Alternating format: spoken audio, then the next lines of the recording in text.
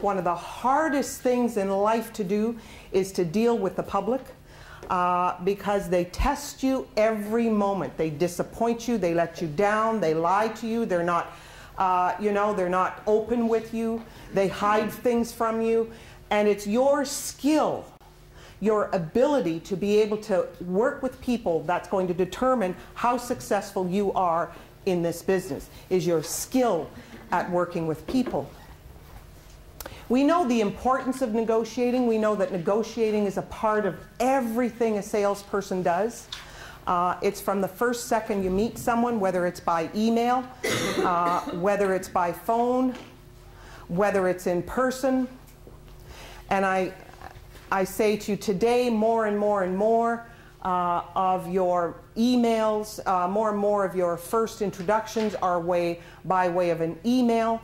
And it's absolutely imperative that you learn today, just as you've learned how to convert a phone call, some of them, not all of them, like the 9,000 misses that Jordan had. You don't hit the basket every time. You have to learn also with emails. When people email you, the key is if you're getting emails, that's a good thing. That's good. Now you need to learn how to convert those emails. Little by little, you'll get better and better and better, and I can certainly help with giving you some ideas on that very, very simply. I have a course called The Awesome Power of Email. But remember, that's an important thing that you have to understand. That is the lesson that you have to learn to do, is learning how to take those emails and learn how to communicate with email, because it's very different than communicating by phone and very different than communicating in person. But every ad caller, every sign caller, every price reduction, every time you are sitting across the table or communicating with a client in any way at all, you are negotiating. Negotiating is a part of life. As a matter of fact, how happy your life is how well you're able to negotiate with all the people around you. And ones that have nothing to do with sales at all, your wife, your husband, your kids, your boss, and so on. The objectives, of course, to negotiating is to close a sale. We know that. I also say to real estate people, be careful of one thing. Don't get, in your mind, don't get caught up or focus too much on the outcome.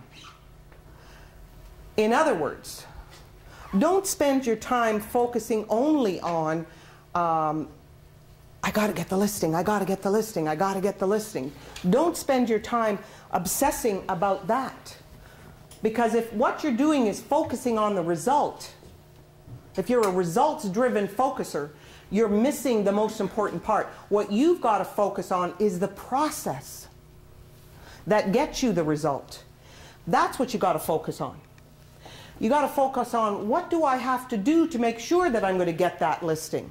Don't focus on the end result. Focus on the process that gets you the end result. That's what you got to focus on.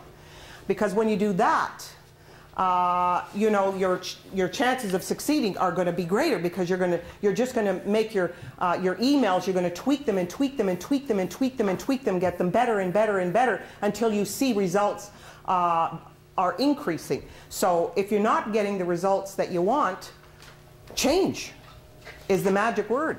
Change. The way you're writing your messages, the system, part of the system that you're using, you need to analyze. And the good thing is if you don't measure, you can't manage. So it's a good thing to sort of keep a track of some of your results of what you're doing.